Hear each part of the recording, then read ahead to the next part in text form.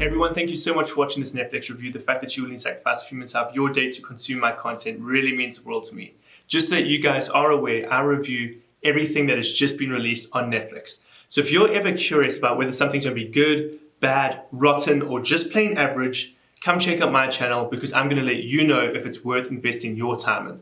So guys, please subscribe to my channel because I want to become your go-to Netflix guy.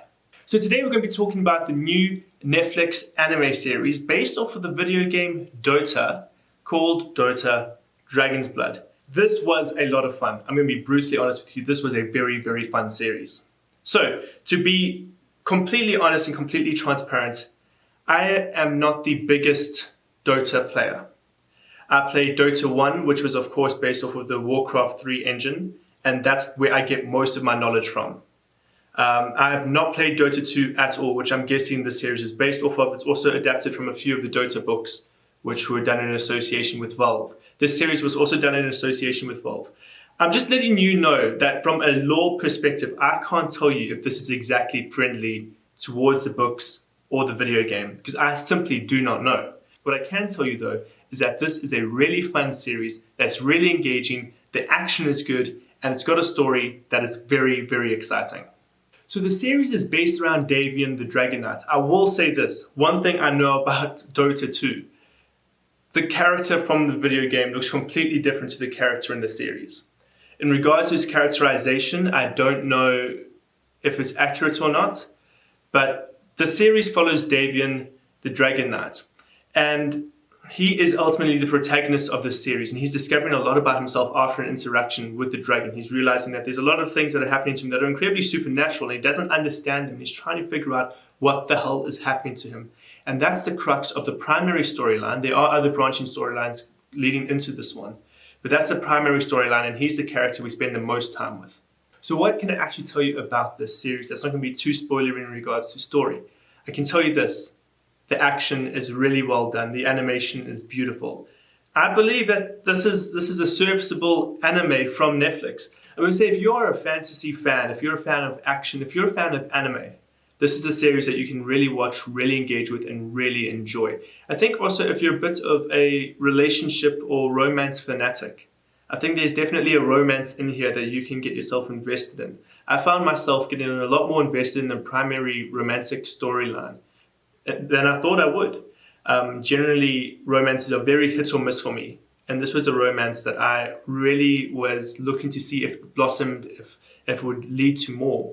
And I think they handled the development of the characters involved with the storyline very, very well. I think design-wise also, the series is great, especially when it comes to the dragons themselves. These are incredibly intimidating, scary dragons. I pointed out how Davion's design swapped quite a bit, and I don't necessarily know if they kept the design of the dragons from the Dota video game, but these dragons look so freaking cool, and their designs are all so varied. And that leads into the rest of the series. All the characters are really well designed.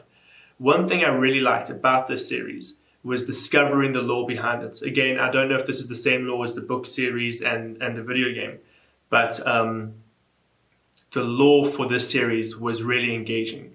And what I mean by that is you see the different cultures coming through, the different races and the different religions. The series really realizes the differences in all of these. One character's outlook on life is completely different to another character simply because of their culture, their religion, and their upbringing. It's really exciting when you watch a fantasy series and you can see how much thought and effort has been placed into the world building and into the people that live in this world. How well realized is the world that people live in? I think this is a very well realized world with complex characters, complex motivations, and a really fun storyline.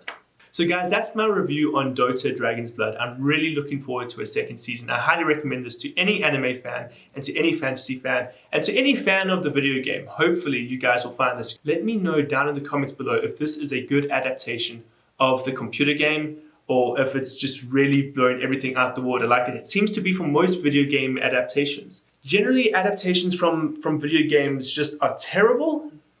And this definitely wasn't it. I feel like we're definitely heading in a good direction with Detective Pikachu, with the Sonic the Hedgehog movie, and now with this, we're getting a lot more serviceable, good, fun video game adaptations into the series or movie media, which I'm really enjoying. So guys, if you're a fan of the Dota video game, please let me know down in the comments what you thought of this. Was it a good adaptation or did it just ruin everything? Because I would love to know.